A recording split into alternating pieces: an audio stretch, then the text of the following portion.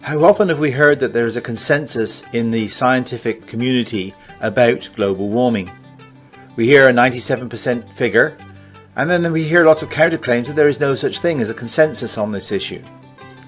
This video will take a look at what consensus means in terms of science and whether one exists on global warming. The scientific method is generally poorly understood outside the scientific community. Let me just here make a brief description of the scientific method. Generally, when you want to research a particular issue, you start with a question. In order to take a look at that question, the first thing you do is to research all the related issues, what other people have published on it, what the general scientific principles involved are, what the equations look like. Based on that, you come up with an idea. That's called a hypothesis in science. Based on that hypothesis, you develop an experiment to test it. Now, this experiment can be more observations, it can be something done in the lab, or it could be a model using those scientific principles that you've already established. The results from that experiment are then analysed. You take that analysis and you draw conclusions from that analysis. You then gather together the question, the previous research, your hypothesis, details of the experiment, details of the analysis, and your conclusions, and you write them in a scientific paper which you put in a journal. That will often lead to a theory. A theory is a hypothesis backed with observations or models. Lots of other scientists will read what you've done and may come up with alternative theories. So what do you do now? Well, you go back through this loop. Those theories raise further questions, further research, and new ideas. And what you try to do is devise experiments that will differentiate between these various theories.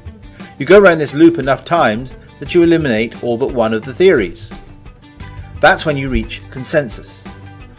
Now let's take a look at this in the context of global warming. So, for example, your question could be, what is causing the Earth to warm?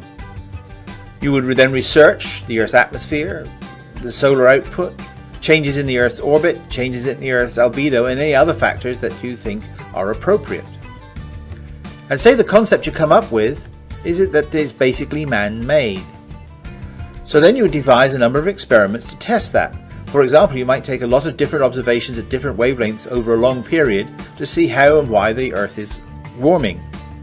You would then do a statistical analysis of that data, and maybe you would conclude that some of the possibilities that you looked at back in stage 2 can be eliminated. You would then publish those results in papers in refereed journals. Say you'd eliminated everything but 3 theories: the sun, greenhouse gases, and cosmic rays. So now you go back through this loop several times, looking at each one of those individually, devising experiments to differentiate between them, or taking observations to differentiate between them, or building models to differentiate between them.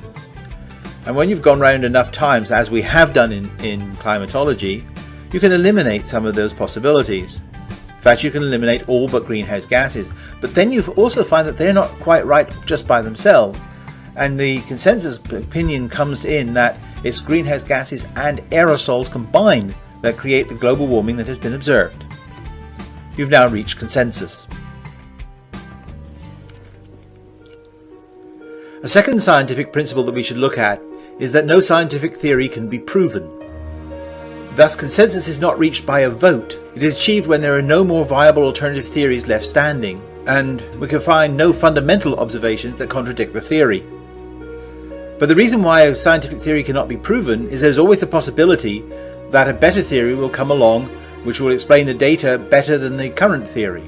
A prime example of this is Newton's law of gravitation, where for 250 years it was used very successfully to predict the motion of the planets, but there was one fly in the ointment, a tiny discrepancy in the orbit of Mercury. Now, for a time we postulated that there was another planet somewhere nearby Mercury that was perturbing its orbit, but that never panned out.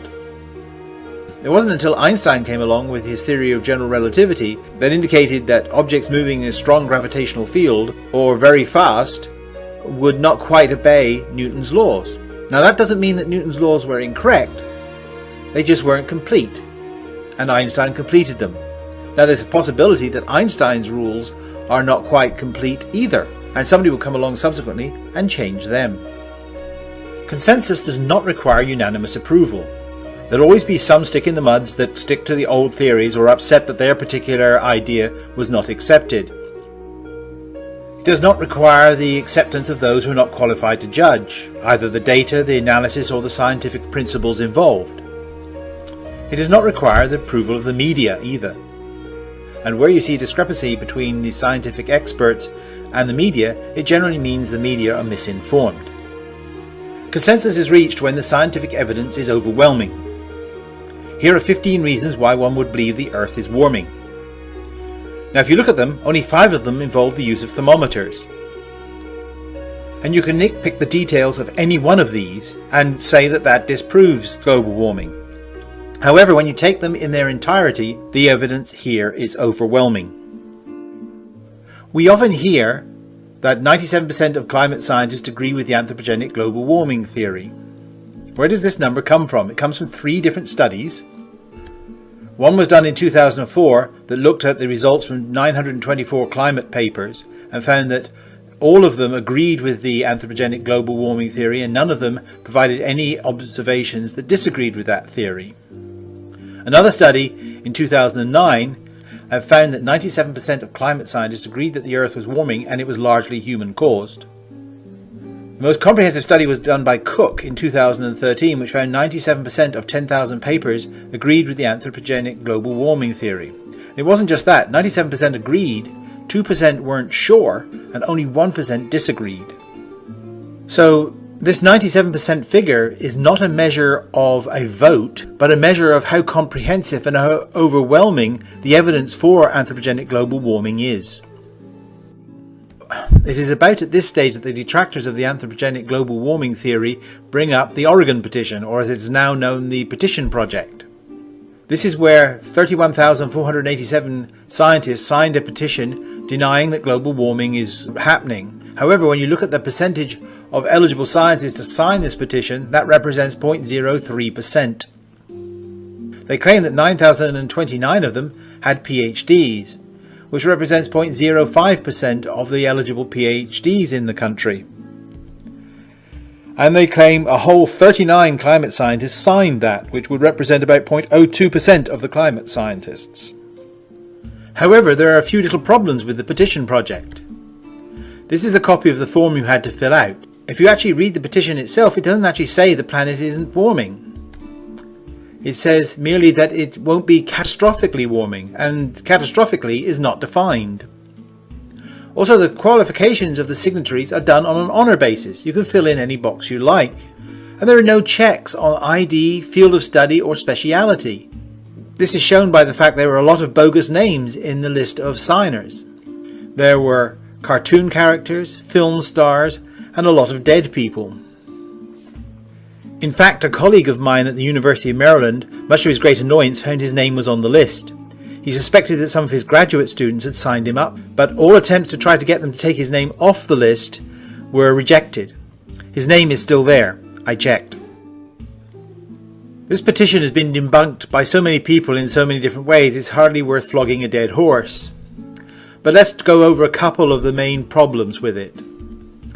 First of all, there was the problem with the National Academy of Sciences. The petition, when it was sent out to scientists, was accompanied by a paper that purportedly came from the National Academy of Sciences publications. It didn't. It was a fake. And the National Academy went so far as to publicly denounce that particular publication as not only not being one of their publications, but has never been published anywhere else. Scientific American contacted a sample of the signatories, and only 30% of them still agreed with the petition. New Scientist concluded that the accompanying paper was, quote, patent crap, which is actually a rather extreme thing for a scientific journal to be saying. And if you want a comprehensive debunking of the petition project, please see my video, 31,000 Scientists Can't All Be Wrong, Can They? Now, the main point here is they wouldn't have to go to such extreme lengths of deception to support their case if they had actually a good scientific case. Apparently they don't. The next time you hear somebody decrying the 97% number, remind them that it is not a vote, it is consensus built on the fact that the data is overwhelming. And please post a link to this video. Remember, almost all scientists agree that it is time to act on global warming.